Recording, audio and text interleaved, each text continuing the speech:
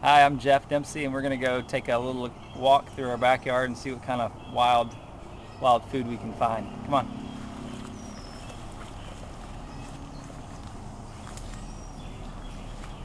As you can see, it's pretty grown up. We hadn't really done any weed eating this year. I'm already finding something right here that grows. This grows all over the south. Probably grows all over really the whole southeastern U.S. This is called spiderwort. It's a really, really pretty flower, and you can eat the flower. You can also eat the leaves, the grasses and stuff. It's kind of just basically a wild marsh grass, and it'll close up its flowers too at the end of the day. It's kind of got a hairy kind of texture, but the flowers are delicious, great on salads, really vibrant. It's up to vibrate. Makes the salad real vibrant. And here's another we got here. This also closes its flower up at night, so you want to catch it in the midday. This is called wood sorrel, and it looks a lot like clover, but it's not. It's got a little more heart-shaped leaves rather than clover. Clover is also edible, so if you get them confused, no big deal. But you always know this stuff because it's nice and sour. It's like a sour grass. Okay, this is a type of valerian, but I'm not going to go into that because I know less about it. So let's keep going.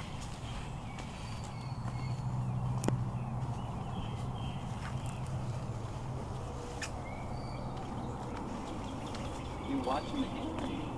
No, this part you can stop and stop. Shoot us walking down. It's all shaky and stuff.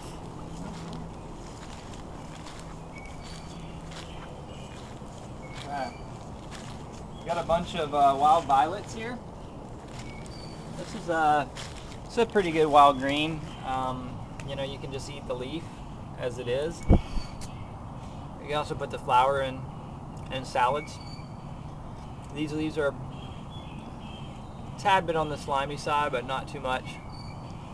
They're kind of woody tasting.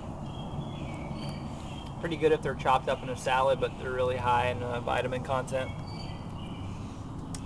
I wish we had some flowers blooming here, some violets. They may have just gotten done with their blooms. What do they look like? They have kind of a purpley flower, and they kind of open up like this, and they have a little pouch at the bottom.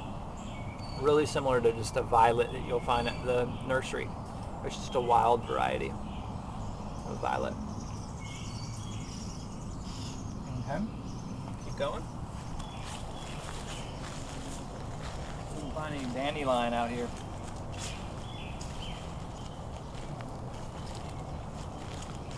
I know we have that sticky stuff. Here's a variety of clover that grows out in our yard. So as you can see, this is the clover, and it's edible too, but I'm going to hold on to it and I'll show you the difference between this and that sour grass.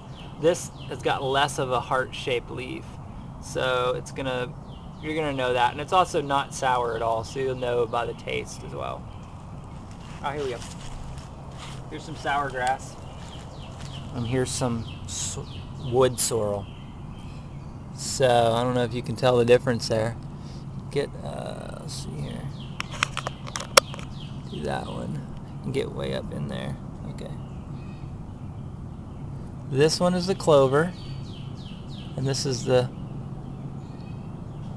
sour grass, the sorrel. You can tell it has less of an indention there. This one's got more of an indention, like makes it look like more of a heart. Mm-hmm. And you'll be able to tell by the taste, like I said. And what's that in there? I wanted to find it, now I've lost it. There! Look at the slug. There's a baby. They're chowing down on that. Get mosquito bites. Chowing down on Go that that clover. way and head up. And we can hit that greenbriar on the way. Let's change it off. Mm. Okay. Mosquitoes are horrific down here. Yeah. Okay, here we have a wild plantain. This is a broadleaf plantain. Plantain is really, really fantastic. It's highly medicinal. You can make it into salves that will be good for eczema, good for all kinds of skin conditions.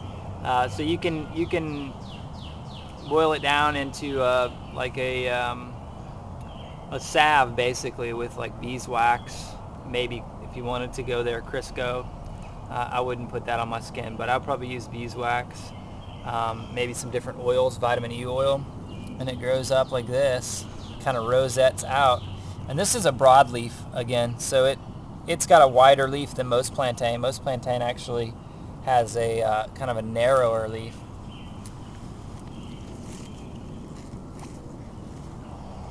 Taste it. Tastes medicinal. Another big one. Mmm. Oh, she's yelling. Yep. Some dandelion, that's the most obvious one. Everybody knows dandelion. How about the strawberries? Yeah, this is oh, here we go, dandelion. These are wild dandelion greens. They have a real pointy look to them, and the flower, obviously everybody knows what a dandelion flower looks like. So these aren't flowering. This is all just dandelion green. Awesome stuff. Really bitter, but super high in vitamin content. You throw this in one of your green smoothies, and you'll have an awesome day. You didn't get the wild strawberry. Yeah, I forget. That's probably good enough. Greenbriar on the way up. Oh yeah. Mm. Not to mention our sorrel we've got in our garden.